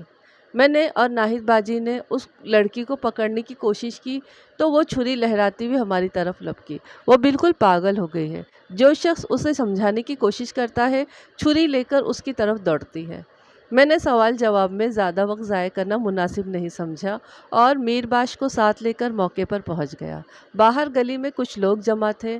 اندر ڈرائنگ روم میں ناہید ظفر اپنی دونوں بچیوں کے ساتھ کونے میں دبکی بیٹھی تھی۔ ان کے چہروں پر خوف و ہراس پایا جاتا تھا۔ دوسری طرف کمال حسین ٹہل رہا تھا۔ اس کے ہاتھ اور بازوؤں پر پٹی بندھی ہوئی تھی۔ مکان کے اندرونی حصے کی طرف کھلنے والا دروازہ بند تھا اور کنڈی چڑھی ہوئی تھی۔ دوسری طرف سے پاشی کے چیخنے چلانے کی آوازیں آ رہی تھی۔ کیا معاملہ ہے؟ میں نے پوچھا۔ ملک صاحب، خدا کے لیے اس مصیبت سے ہماری جان چھڑاؤ، ناہید نے کہا۔ اس لڑکی کے سر پر خون سوار ہے۔ کیا بات ہے؟ میں نے پوچھا۔ ہمیں کچھ پتہ نہیں ہے۔ ظفر ابھی گھر پہنچے ہیں۔ ٹانگے سے سامان اتارنے کے بعد اندر آئے اور ابھی بیٹھنے بھی نہیں پائے تھے کہ پاشی اندر آئی اور آنکھیں پھاڑ کر انہیں گھورنے لگی۔ پھر وہ اچانک واپس پلٹی، دوڑتی ہوئی باورچی خانے میں گھسی اور اندر سے گوشت کاٹنے کی والی چھری اٹھا لائی۔ وہ تو خدا کا شکر ہے کہ ماموں بیچ میں آ گئے، ورنہ اس وقت یہاں ظفر کی لاش پڑی ہوتی۔ توبہ توبہ، کمال حسین کانوں کو ہاتھ لگاتا ہوا بولا۔ یہ لڑکی ڈائن ہے، ڈائن۔ خدا کا شکر ہے کہ اس کی اصلیت کھل گئی۔ اگر میں اس کے ساتھ شادی کر لیتا تو کوئی عجب نہیں کہ مجھے سوتے میں قتل کر ڈالتی۔ میر باش اس کی پٹیوں کا معائنہ کرتا ہوا بولا۔ یار کمال حسین، تم نے بہت جلد ہمت ہار دی۔ عشق میں تو بڑے بڑے زخم کھانے پڑتے ہیں۔ بس جی بس، مجھے رانجھا بننے کا کوئی شوق نہیں ہے، کمال حسین نے کہا۔ میں دروازہ کھولنے کے لیے آگے بڑھا تو ناہید اپنی بچیوں کو لے کر اور زیادہ کونے میں سمٹ گئی۔ جب میں نے دروازہ کھولا تو میرے کان میں ظفر کی آواز آئی۔ وہ کہہ رہا تھا، سعیدہ، میری بات سمجھنے کی کوشش کرو۔ پاشی، جو ایک کھلی ہوئی کھڑکی کے پاس ہاتھ میں چھری پکڑے ہوئے کھڑی تھی، چیخ کر بولی، اب سمجھنے والی کوئی بات نہیں رہی۔ باہر نکلو، میں تمہیں زندہ نہیں چھوڑوں گی۔ قدرت نے اسی دن کے لیے زندہ رکھا تھا مجھے۔ میں ختم کر دوں گی تمہیں۔ میں تمہیں زندہ نہیں چھوڑوں گی۔ پاشی بی بی، کیا بات ہے؟ میں نے نرمی سے کہا اور اپنی جگہ پر کھڑا رہا۔ میرے قریب پہنچ کر اس نے وار کرنے والے انداز میں ہاتھ بلند کیا، لیکن اس کا ہاتھ نیچے نہیں آیا۔ میں تمہاری مدد کرنے آیا ہوں، میں نے مزید کہا۔ اطمینان سے ساری بات بتاؤ۔ مجھے اب اس کی ضرورت نہیں ہے، اس نے چیخ کر کہا۔ میں اس بزدل شخص کے ٹکڑے ٹکڑے کر دوں گی۔ یہی ہے وہ شخص جس نے میری زندگی تباہ کی تھی۔ آپ یہاں سے چلے جائیں۔ صورتحال تقریباً واضح ہو گئی تھی۔ 13 برس قبل اس لڑکی کے ساتھ جو کچھ ہوا تھا، اس کا ذمہ دار ظفر حسین تھا۔ پاشی کے اوپر ناقابل بیان جنون طاری تھا۔ اس وقت وہ جو کچھ کہہ رہی تھی اس پر عمل کرنے کی پوری صلاحیت رکھتی تھی۔ اس کا غصہ ٹھنڈا کرنے کا ایک ہی طریقہ تھا اور وہ یہ کہ اس کی ہاں میں ہاں ملائی جائے۔ دیکھو بی بی، تم جو کچھ کرنا چاہتی ہو، ہم اس میں تمہاری مدد کرنا چاہتے ہیں۔ جس شخص نے تمہاری زندگی تباہ کی ہے وہ پھانسی پر لٹکائے جانے کے قابل ہے۔ غصے کے باوجود اس نے قدرے تعجب سے میری طرف دیکھا۔ ذرا نرم لہجے میں بولی، کل آپ نے سعیدہ گل کے بارے میں پوچھا تھا نا؟ آج مجھے اس کے بارے میں یاد آ گیا ہے، بلکہ سب کچھ یاد آ گیا ہے۔ سعیدہ گل میرا ہی نام ہے۔ یہ جو بزدل شخص اندر گھسا ہے، یہ میری بربادی کا ذمہ دار ہے۔ اسے دیکھ کر میرا خون کھول رہا ہے۔ اس شخص نے محبت کے مجھے سبز باغ دکھائے تھے۔ اچانک وہ میرے سرکاری ریوالور کی طرف ہاتھ بڑھاتی ہوئی بولی، اگر آپ واقعی میری مدد کرنا چاہتے ہیں تو یہ ریوالور مجھے دے دیں۔ کیوں نہیں؟ میں نے ہولسٹر کی طرف ہاتھ بڑھایا، کہا، تم اسے چلانا جانتی ہو؟ جب اس سے فائر کیے جائے تو بڑے زور کا جھٹکا لگتا ہے۔ تم اس سے کوئی فائدہ نہیں اٹھا سکو گی، بلکہ ہو سکتا ہے کہ اپنا نقصان ہی ہو جائے۔ مجھے اپنے نقصان کی کوئی پرواہ نہیں ہے، اس نے کہا۔ جلدی کرنے کی کیا ضرورت ہے؟ میں نے کہا۔ یہ شخص اندر بند ہے، کہیں جا نہیں سکتا۔ تم ایسا کرو کہ پہلے اطمینان سے ساری بات بتاؤ، پھر ہم فیصلہ کریں گے کہ اسے کیا سزا دینی چاہیے۔ اسے کہے کہ کھڑکی کے سامنے آئے، میں اس کے سامنے ہی سب کچھ بتانا چاہتی ہوں۔ میں نے آواز دے کر ظفر حسین کو کھڑکی کے سامنے بلایا، اپنا تعارف کروایا اور اسے کھڑکی کے سامنے کھڑا ہونے کے لیے کہا۔ وہ سامنے آ گیا۔ اس کی عمر 45 برس کے لگ بھگ رہی تھی اور وہ ایک دبلا پتلا اور پرکشش شخص تھا۔ اس کے چہرے پر ایک طرح کی نسوانیت سی پائی جاتی تھی۔ ایسے لوگ عمر کے ہر حصے میں عورتوں کی توجہ کا مرکز بنتے ہیں۔ یہ لوگ بعض پہلوؤں سے بزدل بھی ہوتے ہیں۔ اس کا پاشی کے ڈر سے کمرے میں بند ہو جانا اس کی بزدلی کی عکاسی کرتا تھا، ورنہ پاشی کو قابو کرنا کوئی مشکل کام نہیں تھا۔ میرے استفسار پر ظفر حسین نے کہا، وہ پاشی گل کو نہیں جانتا اور یہ کہ پاشی کو کوئی غلط فہمی ہوئی ہے۔ میں چونکہ اس کے منہ سے پاشی کا اصل نام سن چکا تھا، لہٰذا میں سمجھ گیا کہ وہ جھوٹ بول رہا تھا۔ پاشی کے جنون میں کوئی خاص کمی واقع نہیں ہوئی تھی۔ یوں معلوم ہوتا تھا کہ برسوں کی زباں بندی کے بعد اسے آج پہلی بار بولنے کا موقع دیا گیا ہے۔ عالم جنون میں اس کے منہ سے ایسی ایسی باتیں نکل رہی تھیں جن کا عام حالات میں ایک لڑکی تصور بھی نہیں کر سکتی۔ ظفر کی بیوی ناہید، اس کی دونوں بیٹیاں کمال حسین اور شمشو بھی اندر آ گئے تھے۔ پاشی نے جو کچھ کہا وہ منوعاً یہاں نقل نہیں کیا جا سکتا۔ اس نے جو کچھ کہا اس کا خلاصہ یہ ہے: اس کا نام سیدہ گل ہی تھا۔ وہ شیخو پورہ کے ایک معزز گھرانے کی فرد تھی۔ جب اس کی ظفر حسین سے پہلی ملاقات ہوئی اس وقت وہ میٹرک میں پڑھتی تھی۔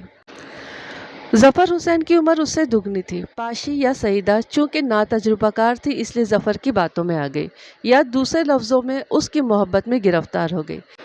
تاہم وہ آداب محبت اور مرد اور عورت کے تعلقات کی گہرائی سے ناآشنا تھی۔ ظفر بظاہر اس کی محبت کا دم بھرتا تھا، لیکن در حقیقت وہ نفس کا بندہ تھا اور محض اپنی سفلی خواہشات کی تسکین چاہتا تھا۔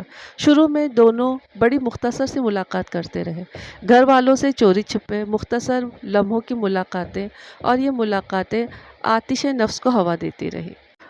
دراصل یہ ظفر کی ایک چال تھی۔ وہ چاہتا تھا کہ سیدہ کے سوئے ہوئے جذبے بیدار ہو کر اس کے سینے میں آگ لگا دے، اور بالآخر وہ اس آگ کو ٹھنڈا کرنے کے لیے اپنا سب کچھ ظفر کے سپرد کر دینے پر مجبور ہو جائے۔ ایک روز ظفر نے اسے کہا کہ اگلے روز وہ اسکول میں پہلا پیریڈ اٹینڈ کرنے کے بعد کسی بہانے چھٹی لے کر آ جائے۔ سیدہ پہلے تو انکار کرتی رہی، لیکن جب ظفر نے بہت اصرار کیا اور محبت کے واسطے دیے تو وہ راضی ہو گئی۔ مجھے اچھی طرح یاد ہے کہ اس روز بادل چھائے ہوئے تھے، سیدہ بات جاری رکھتے ہوئے بولی، اور ہلکی ہلکی بوندا باندی ہو رہی تھی۔ اسکول میں حاضری بہت کم تھی۔ پہلے پیریڈ کے بعد میں نے پیٹ درد کا بہانہ کیا اور چھٹی لے کر مقررہ جگہ پر پہنچ گئی۔ یہ شخص پہلے سے ہی وہاں موجود تھا۔ یہ مجھے ایک چھوٹے سے مکان میں لے گیا۔ اندر قدم رکھتے ہی مجھے گھبراہٹ ہونے لگی، کیونکہ وہاں بہت سناٹا تھا۔ جس کمرے میں اس نے مجھے بٹھایا اس میں 2 کرسیاں، ایک میز، ایک چارپائی بچھی ہوئی تھی۔ وہ میری طرف دیکھتے ہوئے بولی، ملک صاحب، یہ بالکل ویسا ہی کمرہ تھا جیسا میں نے خواب میں دیکھا تھا۔ درمیانی سائز کا عام سا کمرہ، چارپائی پر سفید دھلی ہوئی چادر بچھی ہوئی تھی۔ ایک دروازہ اندر کی طرف کھلتا تھا جس پر پردہ پڑا ہوا تھا۔ میں نے اپنی کتابیں اور پرس میز پر رکھ دیا اور میں نے اس ذلیل شخص سے کہا کہ میں چند منٹ سے زیادہ نہیں رکوں گی۔ اس نے چھری سے ظفر حسین کی طرف اشارہ کیا، لیکن اس نے میری بات کا جواب دینے کے بجائے میرا برقع اتارنا شروع کر دیا۔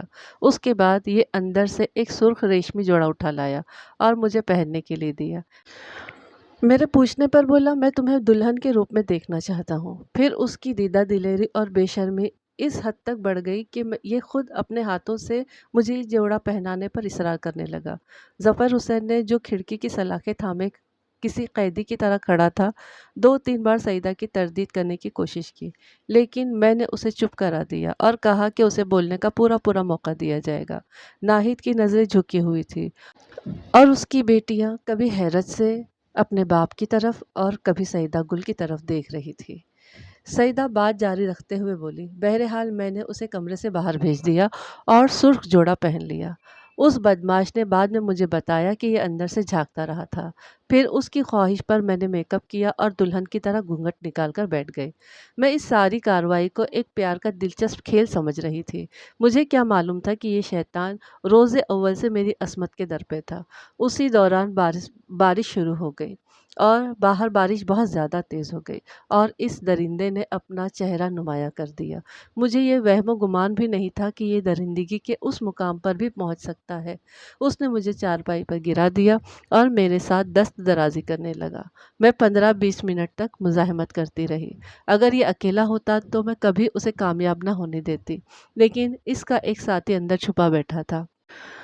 جب میں اس کے قابو میں نہ آئی تو اس نے اسے بھی اندر بلا لیا۔ پھر دونوں نے مل کر میرا دامن عصمت تار کر دیا۔ وہ پھوٹ کر رونے لگی۔ یہ اور اس کا ساتھی دن بھر مجھے اپنی ہوس کا نشانہ بناتے رہے۔ اس کے بعد مجھے کچھ ہوش نہیں رہا۔ اس کے بعد مجھے زندگی سے نفرت ہو گئی، انسانیت پر سے اعتماد اٹھ گیا اور مردوں سے نفرت ہو گئی۔ اس وقت میرا جی چاہا کہ زمین پھٹ جائے اور میں اس میں سما جاؤں۔ ظفر حسین کھڑکی کی سلاخیں تھامے کھڑا، اس کے گھٹنے کانپ رہے تھے۔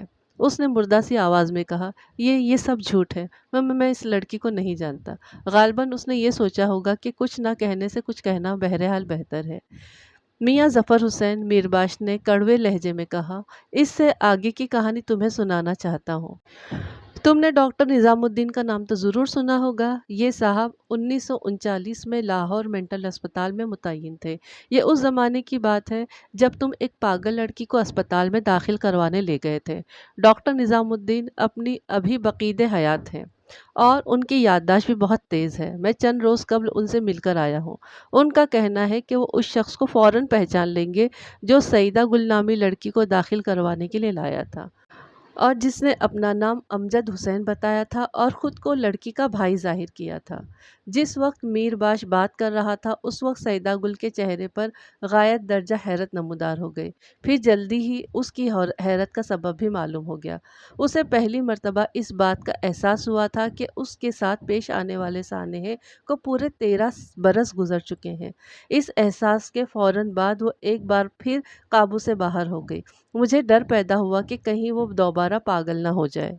سعیدہ گل کی دردناک کہانی کا سب سے زیادہ اثر ناہید پر ہوا۔ اس نے صاف صاف کہہ دیا کہ وہ ایسے ظالم شخص کے ساتھ ہرگز زندگی نہیں گزار سکتی جس نے ایک معصوم لڑکی کی زندگی تباہ کر دی ہو۔ اگرچہ ظفر حسین کا جرم بڑا واضح تھا لیکن سارے معاملے کا قانونی پہلو بڑا کمزور تھا۔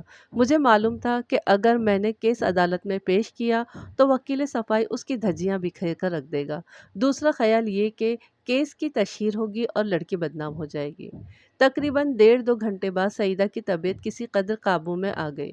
میں نے اسے الگ کمرے میں بٹھایا اور ظفر حسین کے ساتھ اس کی بیوی اور ماموں کے سامنے دھمکی آمیز لہجے میں بات کی۔ اس نے اپنی غلطی تسلیم کر لی اور گڑ گڑانے لگا، اگر تمہارے اندر ذرا بھی شرم ہوتی تو ڈوب کر مر جاتے۔ ناہید نے چلا کر کہا، تم نے ایک معصوم لڑکی کی زندگی تباہ کر ڈالی اور پھر اسے پاگل خانے میں بے یار و مددگار چھوڑ کر چلے گئے۔ کم از کم اس کے رشتہ داروں کو ہی خبر کر دیتے۔ پھر وہ مجھ سے مخاطب ہو کر بولی، میں اس شخص کو کبھی معاف نہیں کر سکتی اور میں آپ کو گواہ رکھ کر اس شخص سے طلاق کا مطالبہ کرتی ہوں۔ لیکن بیوی، آپ کی 2 بچیاں ہی، میں نے کہا۔ جس شخص نے دوسروں کی بچیوں کی عزت کی پرواہ نہیں کی وہ اپنی بچوں کی حفاظت کیسے کر سکتا ہے؟ خدا میری بچیوں کو اس کے سائے سے بھی دور رکھے۔ اس نے جو گناہ کیا ہے اس کا ازالہ اسی صورت میں ہو سکتا ہے کہ یہ مجھے طلاق دے کر پاشی سے شادی کرے اور اسے زندگی کی خوشیاں دینے کی کوشش کرے۔ میں نے جب غور کیا تو مجھے یہ تجویز معقول نظر آئی۔ ظفر سعیدہ کے ساتھ شادی کر کے کسی حد تک اس کا غم دور کر سکتا تھا۔ ساتھ ہی مجھے خیال بھی آیا کہ وہ ناہید کو طلاق دیے بغیر بھی سعیدہ سے شادی کر سکتا تھا۔ اس ضمن میں 3 افراد کی رضامندی ضروری تھی۔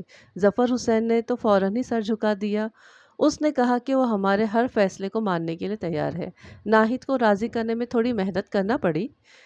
وہ شرمندگی اور ندامت کے سبب سے بھی اپنے ماں باپ کے پاس جانے کے لیے قطعاً تیار نہ تھی، بلکہ اس نے ہماری منت کی کہ وہ اس کے والدین کو اس کے بارے میں کچھ نہ بتائے۔ ایسی صورت میں اس کے لیے ظفر حسین کے ساتھ شادی کر لینا ہی مناسب تھا۔ بالآخر وہ شادی پر رضامند ہو گئی اور تیسرے دن ایک سادہ سی تقریب میں اس کی اور ظفر حسین کی شادی ہو گئی۔ میں اس سارے کام سے بالکل مطمئن تھا۔ میرے خیال میں اس سے بہتر کوئی حل نہیں تھا، لیکن میں نے معاملے کے ایک نفسیاتی پہلو کو یکسر نظر انداز کر دیا تھا۔ اس بات کا احساس اس وقت ہوا جب پانی سر سے گزر گیا۔ تقریباً رات کے 1 بجے مجھے خبر ملی کہ سعیدہ گل نے ظفر حسین کو قتل کر دیا ہے اور خود پاگل ہو گئی ہے۔ میں 2 سپاہیوں کو ساتھ لے کر فوراً موقع پر پہنچ گیا۔ ناہید نے محلے کی عورتوں کی مدد سے مشکل سے سعیدہ کو قابو میں کیا تھا۔ اس نے شادی کا سرخ جوڑا پہن رکھا تھا اور کمرے میں بند کہہ لگا رہی تھی۔ ظفر حسین کی لاش جملہ عروسی میں پڑی ہوئی تھی۔ ناہید نے بتایا کہ ظفر حسین 11:15 بجے سعیدہ کے کمرے میں گیا اور اس کے چند منٹ بعد وہاں سے شور اور چیخوں کی آوازیں سنائی دینے لگی۔ وہ بھاگی بھاگی کمرے میں پہنچی اور دیکھا کہ سعیدہ کپڑے دھونے والے ڈنڈے سے ظفر کے سر پر پے در پے ضربے لگا رہی تھی۔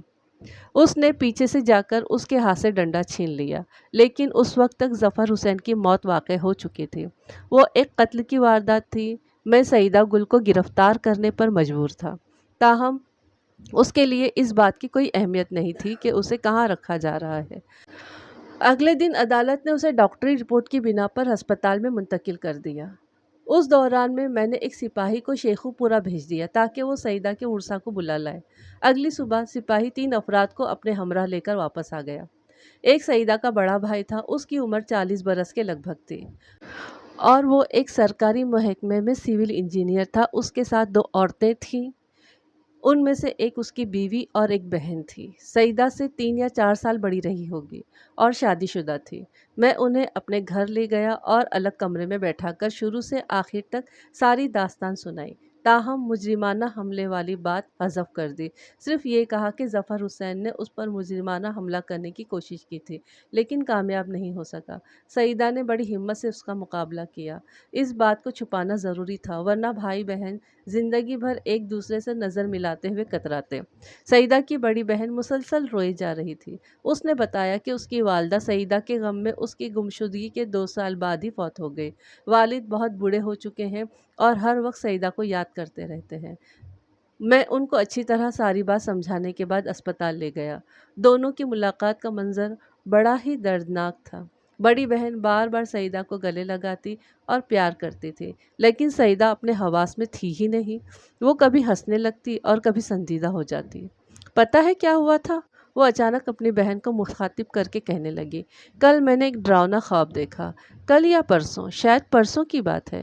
میں نے دیکھا کہ میں دلہن بنی بیٹھی ہوں، بالکل اکیلی، میرے سوا وہاں کوئی اور نہیں ہے۔ پھر دولہا کمرے میں داخل ہوتا ہے لیکن وہ دولہا نہیں تھا، بھیڑیا تھا۔ مجھے پہلے ہی یہ بات معلوم ہو گئی تھی۔ اس کے دانت لمبے لمبے تھے، زبان باہر لٹکی تھی اور منہ سے رال ٹپک رہی تھی۔ میں ڈر کر بھاگی، وہ میرے پیچھے بھاگا۔ پھر پتہ ہے کیا ہوا؟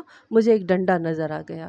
ارے وہی جس سے کپڑے کوٹتے ہیں نا دھوتے وقت کپڑے، وہی ڈنڈا۔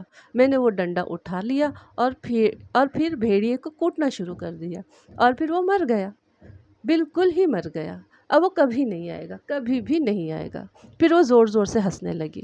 اس کیس پر 6 مہینے مقدمہ چلا اور میری توقعات کے عین مطابق سعیدہ گل کو بری کر دیا گیا، کیونکہ اس نے جو کچھ کیا تھا وہ نہ تو کسی ارادے کے تحت کیا تھا اور نہ ہی اس وقت وہ اپنے حواس میں تھی۔ جہاں تک ناہید کا تعلق تھا، اس نے کیس میں کوئی دلچسپی نہیں لی تھی، بلکہ اس نے جو بیان دیا تھا وہ سعیدہ کی حمایت میں تھا۔ اس نے اپنے شوہر کی موت کا کوئی افسوس نہیں کیا تھا، بقول اس کے وہ اسی قابل تھا۔ اس کی بچیوں نے باپ کی کمی ضرور محسوس کی تھی مگر زیادہ نہیں۔ سعیدہ کا بھائی اسے علاج کے لیے لندن لے گیا جہاں وہ 1.5 سال تک ماہر ڈاکٹروں کے زیر علاج رہی اور بالکل ٹھیک ہو کر واپس آئی۔ ظفر حسین کے قتل کے 2 سال بعد شام کے وقت ایک کار ہمارے گھر کے سامنے آ کر رکی۔ کار میں سے ایک نیا شادی شدہ جوڑا نکلا۔ جب میں نے دلہن کو دیکھا تو دنگ رہ گیا۔ وہ سعیدہ گل تھی، صحت مند، حشاش بشاش اور خوش و خرم۔ میں نے دونوں کو اندر بٹھایا اور مناسب خاطر تواضع کی۔ جانے سے پہلے سعیدہ گل نے آہستہ سے کہا، میں آپ کا شکریہ ادا کرنے آئی تھی، خاص طور پر اس بات کا جو آپ نے کسی کو نہیں بتائی۔ لندن سے وہ میرے لیے ایک خوبصورت گھڑی لائی تھی جو آج تک میرے پاس موجود ہے۔ اس کا شوہر ڈاکٹر تھا اور نہایت ہی زندہ دل اور وسیع الخیال نوجوان تھا۔ کبھی کبھی میں سوچتا ہوں کہ اگر سعیدہ کی شادی کمال حسین کے ساتھ ہو جاتی تو اس کا مستقبل کتنا تاریک ناک ہوتا۔ اپنے پھر بھی اپنے ہوتے ہیں، انسان کو ان سے تعلق نہیں توڑنا چاہیے۔ پیوست رہ شجر سے، امید بہار رکھ۔ یہاں پر یہ کہانی ختم ہو جاتی ہے اور اب ہم آ جاتے ہیں اس کی باتوں پر۔ سب سے پہلے تو یہ کہ اس لڑکی پر کتنا بڑا ظلم ہو گیا تھا اور اس شخص نے اس کے ساتھ ظلم کرنے کے بعد اسے پاگل خانے چھوڑ دیا۔ اس کو ایسے ہی چھوڑ دیتا، کوئی نہ کوئی اس کا گھر والا کوئی نہ کوئی اس کو اس کے گھر والے تک پہنچا دیتا، لیکن اس نے ایسا نہیں کیا اور خود نے بھی اس کے ساتھ میں غلط کیا اور اپنے دوست کو بھی اپنے ساتھ میں ملا لیا۔ کتنی غلط بات ہے۔ اور عمر میں وہ کتنی چھوٹی، اس سے آدھی عمر کی بچی ہی تھی نا۔ وہ 10th کلاس میں پڑھتے ہیں جو بچے، تو وہ تو بچے ہی ہوتے ہیں نا، تو پھر یہ بھی تو غلط تھا نا۔ ہاں، اور جس نے اس کو اسٹیشن سے لے کے آیا تھا بڈھا اس سے شادی کرنا چاہتا تھا، بولو اس کا بیٹا بھی اس سے شادی کرنا چاہتا تھا جی صحیح۔ ناہید آپا نے رکھ لیا تھا تو ناہید آپا کی مصیبت یہ بن گئی کہ ان کے شوہر آنے والے تھے تو وہ ان کو گھر سے نکالنے پر تل گئی، اور پھر انہوں نے یہ کیا کہتے ہیں سعیدہ گل، اس کو کہا کہ وہ اس کے ماموں سے ہی شادی کر لیا، وہ بھی مجبور ہے کہ شادی کرنے پہ تیار ہو گیا، لیکن اللہ کو جو کچھ کرنا ہوتا ہے تو وہ کر ہی دیتا ہے، اور جو چیز ظاہر کرنی ہوتی ہے وہ ظاہر ہو ہی جاتی ہے۔ ویسے ہی اللہ تعالیٰ نے سعیدہ گل کے مجرم کو اس کے سامنے لے کر آ گیا۔ ویسے تو وہ پاگل ہو گئی تھی، اللہ تعالیٰ نے اس کو ٹھیک بھی کر دیا، لیکن اس کو دیکھنے کے بعد پھر اسے اس کے اوپر اس طریقے کا دورہ پڑ گیا، وہ اس کو قتل کرنا نہیں تھی، لیکن یہ ہوا کہ چلو نکاح کر دیتے ہیں، یہ بھی ایک صحیح حل تھا، لیکن یہ صحیح حل نہیں ہوتا ہے۔ جس نے کیا کہتے ہیں ظلم کیا ہے، اس کے ساتھ میں اگر زندگی بھر کے لیے کسی کو نتھی کر دیا جائے تو وہ کبھی بھی صحیح دماغ نہیں رہے گا، وہ چیز اس کے دماغ میں نہ کہیں رہے گی کہ اس نے میرے ساتھ اس طریقے سے کیا تھا۔ تو اور یہ کوئی عام ظلم بھی نہیں تھا نا، تو اور اس نے تو یہی کرنا تھا، جب اگر اس نے یہ کیا تو اس کے دل کو اور دماغ کو سکون ہو گیا، وہ اب یہ چیز بھول کر آگے بڑھ گئی زندگی میں، ورنہ شاید وہ زندگی میں کبھی آگے نہیں بڑھ پاتی۔ چلیے آج کے لیے بس اتنا ہی۔ آپ لوگوں کو کیسی لگی ہے یہ اسٹوری ضرور بتائیے، جن لوگوں نے پہلے سے سن رکھی ہے پلیز میرے لیے تھوڑی سی اسٹوری سن لیجیے، اچھا، اور لائک کریے، کمنٹس لکھیے، اور جن لوگوں نے اب تک یہ سبسکرائب نہیں کیا تو پلیز سبسکرائب کریے۔ مجھے دعاؤں میں یاد رکھیے، اپنا خیال رکھیے، ملتے ہیں کسی اگلی کہانی کے ساتھ میں، تب تک کے لیے السلام علیکم، اللہ حافظ۔